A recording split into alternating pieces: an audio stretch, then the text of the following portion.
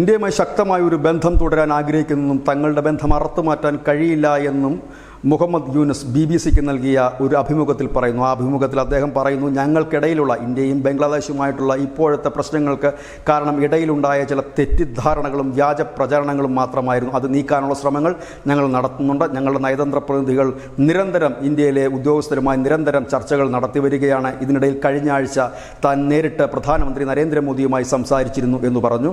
ഒപ്പം തന്നെ ഈ ഇൻ്റർവ്യൂ ചെയ്ത ലേഖിക ചോദിക്കുന്നുണ്ട് എന്തായിരുന്നു ചർച്ച ചെയ്തതെന്ന്. ആ ചർച്ചയെക്കുറിച്ച് വെളിപ്പെടുത്താൻ യൂനസ് തയ്യാറായിട്ടില്ല. പക്ഷേ നരേന്ദ്രമോദിയുമായി സംസാരിച്ചിരുന്നു.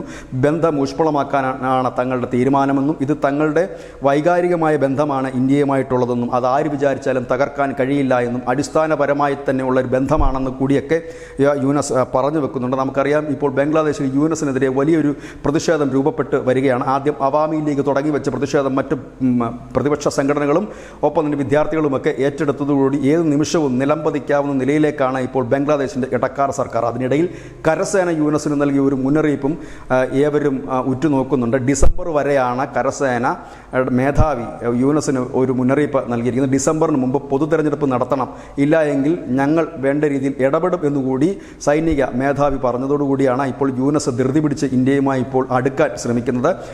അദ്ദേഹം യൂനസിൻ്റെ വാക്കുകൾ തന്നെ ഇങ്ങനെയാണ്: ചില കാർമേഘങ്ങൾ ഞങ്ങളുടെ ബന്ധങ്ങൾക്ക് ഇടയിൽ ഉരുണ്ടുകൂടിയിട്ടുണ്ട്, അത് മാറുക തന്നെ ചെയ്യുമെന്നാണ് പ്രതീക്ഷ. അതിനായി നിരന്തരം എല്ലാ ദിവസവും ഞങ്ങളുടെ നയതന്ത്ര പ്രതിനിധികൾ അതിനുവേണ്ടി ചർച്ച നടത്തുന്നുണ്ട് എന്നാണ് പറയുന്നത്. ഏതായാലും ബംഗ്ലാദേശിൽ ഇപ്പോൾ ഉള്ള വലിയ ആവേശത്തോടൊക്കെ അധികാരത്തിലേറിയ മുഹമ്മദ് യൂനസിൻ്റെ നില പരിതാപകരമാകുന്നു. ഒപ്പം തന്നെ ബംഗ്ലാദേശ് ജനത തന്നെ ഈ ഇടക്കാല ഭരണകൂടത്തിനെതിരെ തിരിയുന്നതിനും അത് കാരണമാക്കിയിട്ടുണ്ട്. കാരണം ജനങ്ങളുടെ അടിസ്ഥാന പ്രശ്നം മതതീവ്രവാദമല്ല, ഇല്ലെങ്കിൽ ബോംബോ തോക്കുകളോ അല്ല, പകരം ഭക്ഷണവും മരുന്നും മറ്റുമൊക്കെയാണ്. അത് ലഭിക്കാതെ വരുമ്പോൾ സ്വാഭാവികമായി ജനം ഭരണകൂടങ്ങൾക്കെതിരെ തിരിയുക സ്വാഭാവികമാണ്.